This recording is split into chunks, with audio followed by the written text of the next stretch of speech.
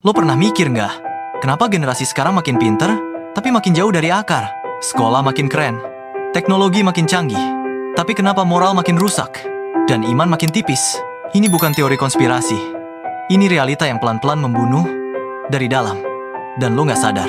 Disclaimer, konten ini tidak menyudutkan agama, kelompok, atau bangsa tertentu. Kita bahas sistem, bukan personal. Ini tentang sejarah yang dilupakan, strategi yang disamarkan. Setelah sistem menjajah lewat utang dan politik, mereka masuk lewat pintu emas bernama pendidikan. Menurut laporan World Economic Forum, Education 4.0. Tujuan pendidikan global hari ini bukan lagi soal ilmu, tapi mencetak global citizen. Warga dunia yang patuh pada sistem, bukan pada agama atau nilai leluhur. Mereka nggak larang lo jadi muslim, tapi pelan-pelan bikin lo malu jadi muslim. Lo pikir siapa yang desain kurikulum di sekolah lo? Banyak program pendidikan di negara muslim didanai oleh lembaga luar seperti UNESCO, USAID, Soros Foundation, dan lainnya. Menurut laporan UNESCO, Global Education Monitoring 2022, pendidikan harus fokus pada inklusi, keragaman, dan pembebasan dari nilai lokal yang mengekang. Mereka bilang kita bebas, tapi justru makin terkekang oleh standar global yang asing.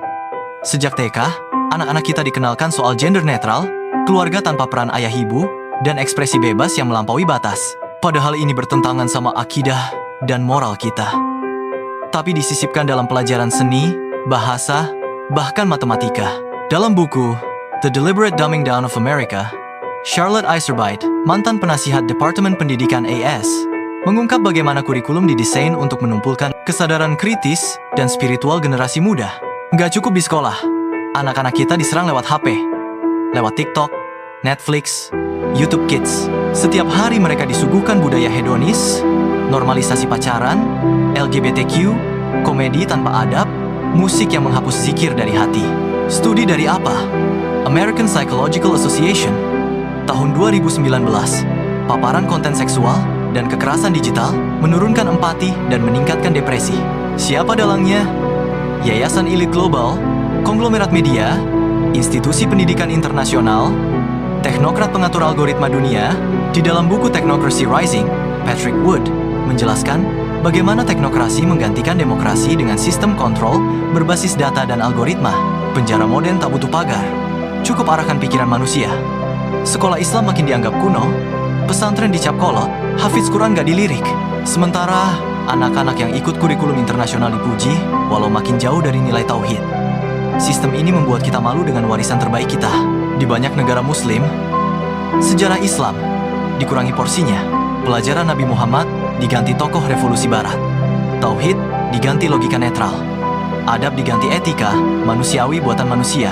Dalam penelitian S. Al-Khulaifi, tahun 2021 di Journal Global Education Review, mencatat penurunan tajam dalam pelajaran berbasis nilai Islam di sistem pendidikan Timur Tengah. Bahasa Arab mulai dianggap asing.